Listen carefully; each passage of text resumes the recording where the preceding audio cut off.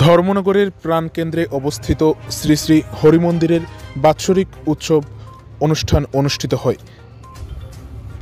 29শে জানুয়ারি সোমবার দুপুর আনুমানিক 3টে নাগাদ উত্তর ত্রিপুরা জেলার জেলা সদর ধর্মনগর শহরের প্রাণকেন্দ্রে অবস্থিত শ্রী শ্রী হরিমন্দিরের আয়োজিত এই বাৎসরিক অনুষ্ঠানে আজ উপস্থিত ছিলেন পুর পরিষদের চেয়ারপারসন প্রদ্যুৎ দে সরকার। এছাড়াও এই অনুষ্ঠানটিতে অংশগ্রহণ করেন ধর্মনগরের সকল অংশের জনগণ এবং ভক্তদের উপস্থিতিতে এই অনুষ্ঠানটি সার্বিক দিক দিয়ে সফল হয়ে ওঠে, যেখানে প্রায় 1000-এরও অধিক জনগণ এই অনুষ্ঠানে অংশগ্রহণ করে।